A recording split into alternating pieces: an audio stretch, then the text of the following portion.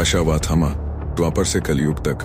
क्या आपने कभी सोचा है कि महाभारत का वो योद्धा जो अमर है, आज भी जिंदा है? एक ऐसा योद्धा जो भगवान श्री कृष्ण के श्राप से आज भी भटक रहा है। जी हाँ, हम बात कर रहे हैं अश्वत्थामा की। द्वापर युग का अमर योद्धा, कहते हैं वो आज भी जीवित है, सांस ले रहा है, पर एक श्राप की वजह से दुनिया से अलग थलग है। आज की इस डॉक्यूमेंट्री में हम जानेंगे अश्वत्थामा की पूरी यात्रा, द्वापर से कलयुग तक।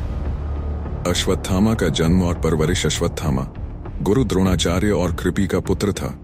उसके जन्म के समय ही उसे भगवान शिव का अंश माना गया। कहा जाता है कि वह जन्मजात मणिधारी था। उसके मस्तक में एक दिव्य मणि थी जो उसे अद्भुत शक्ति देती थी। बाल्यकाल से ही वह एक महान योद्धा बनने लगा, परंतु उसकी सबसे बड़ी पीड़ा थी गरीबी। उसके पिता भिक्षा पर आश्रित थे। धन की कमी ने उसके मन में एक आक्रोश जन्म दिया, जो आगे चलकर उसकी नियति बन गया। महाभारत युद्ध में भूमिका अश्वत्थामा कौरवों की ओर से युद्ध में लड़ा।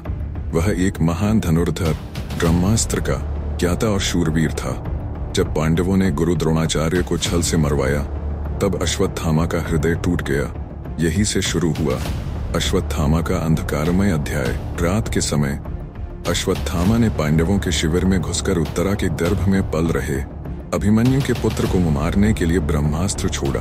भगवान श्री कृष्ण ने ब्रह्मास्त्र का प्रभाव रोका, लेकिन अश्वत्थामा के इस अधर्म के कारण अमरता का श्राप भगवान श्री कृष्ण और अश्वत्थामा का आमना सामना। श्री कृष्ण ने अश्वत्थामा को श्राप दिया, तू अमर रहेगा, पर तुझे शांति नहीं मिलेगी। तेरे शरीर से मवाद और खून रिसेगा, लोग तुझसे घृणा करेंगे, तू तड़पेगा पर मरेगा नहीं। साथ ही उसकी मणि को छीन लिया गया। उस दिन से अश्वत्थामा एक श्रापित योद्धा बन गया, जिसे न मृत्यु मिली और न मोक्ष। कलयुग में अश्वत्थामा की उपस्थिति पहाड़, जंगल, गुफा, रात में चलने की आवाजें।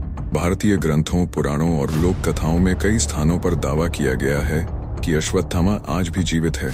मध्य प्रदेश के बुंदेलखंड, नर्मदा घाटी, अमरकंटक और तपोभूमि में लोगों ने ऐसी रहस्यमयी आकृति देखने का दावा किया है। कहा जाता है कि नर्मदा किनारे एक साधु, जिनके माथे पर हमेशा एक रिसाव होता है, कोई उन्हें अश्वत्थामा मानता है। 1900 के दशक में डॉक्टर नारायण दत्त शास्त्री नामक एक आयुर्वेदाचार्य ने अश्वत्थामा से मिलने का दावा किया था। वह कहते थे कि उन्होंने एक साधु से मुलाकात की जो संस्कृत में बात करता था। उम्र का कोई अनुमान नहीं था और उसके माथे पर घाव था जो कभी नहीं भरता। अश्वत्थामा एक रहस्य या सत्य? क्या अश्वत्थामा वास्तव में जीवित हैं? क्या विज्ञान इसे मानता है? आज भी कई लोग दावा करते हैं कि उन्होंने एक अजीबोगरीब, सदियों पुराना इंसान जंगलों या मंदिरों में देखा है, परंतु इसका कोई पुख्ता सबूत आज तक नहीं मिला। क्या यह सिर्फ लोक कथाओं का हिस्सा है या कोई दिव्य सत्य? उपसंहार, आध्यात्मिक संगीत। शांत। अश्वत्थामा सिर्फ एक योद्धा नहीं, एक प्रतीक है, क्रोध का, प्रतिशोध का और अमरता के बोझ का। हम नहीं जानते कि वे आज भी जीवित हैं या नहीं, पर इतना निश्चित है कि उनके जैसा योद्धा, उनकी जैसी कथा मानव इतिहास में विरले ही होती है।